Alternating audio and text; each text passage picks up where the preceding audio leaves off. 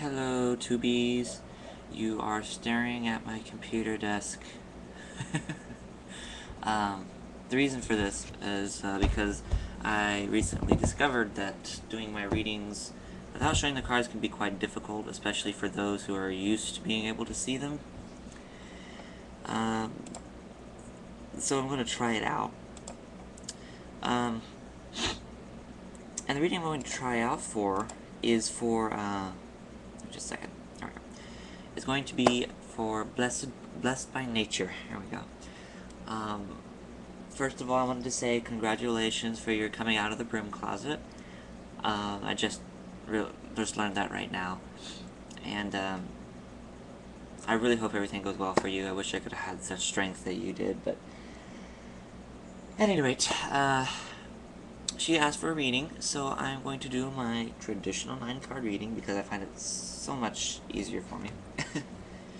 And I read empathetically. What I feel off the cards is what I go by. When I get a core card, it's usually representing a person. But you don't normally get, in a 9-card spread, you don't normally get a, usually I get a person. But, again, I go empathetically. Anyway, so here we go. You'll probably hear the wail of my, fan in the background, but it's very hot up here, so.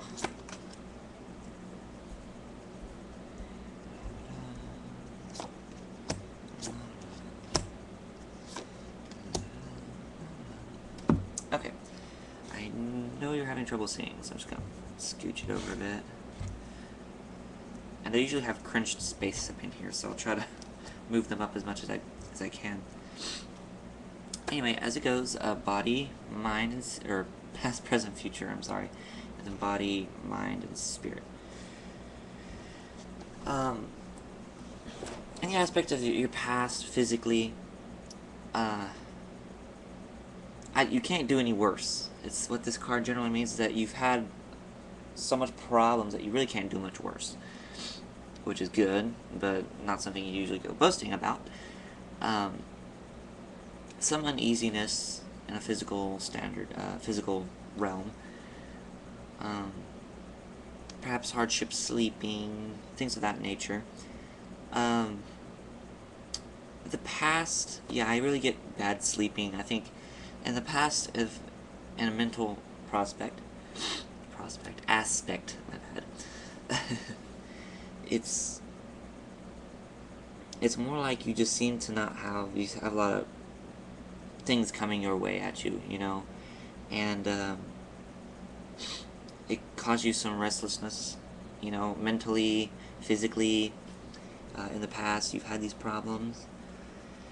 Spiritually, in the past, you had to make a decision, one you had to really think about, because I'll back up my cards a bit so you can see. I'm right here. One, because you really can't go back from the decision that you make. Based on the image of this card, you can't really go back. You have the option to unlock one of the boxes, but you really don't have. You don't know if you have the option to open the other one afterwards. So it's a decision that you had to make spiritually in the past that you had to be entirely sure of, because you couldn't go back on it. This could be your most recent coming out of the closet. I don't think that's really it, but you know, I'm not the cards, so anyway, move these aside. Move them up so you can see. Alright, we have, in the present state, physically, you've gotten to that defensiveness. I think you've got that outer defensiveness about you. This one where you're very passionate, but at the same time you have that don't mess with me type of energy field about you. This one of great passion and energy, but one of great seriousness. Makes sense? Doesn't mean that you're uptight or anything. I'm just saying that's just the general meaning of the card. As a person that's more, you know, passionate, things of that nature, the nature I just described before. Presently, in the mental aspects, I think you're going to begin something. You're trying to get away from something. You're going to start a journey to escape something. It could be to escape persecution of some sort. I'm right here, just in case you're wondering. But really, it's in an educational stanza, so really, or in a mental stanza, you may need a vacation, perhaps, just to get away from some of the stresses that might be going on.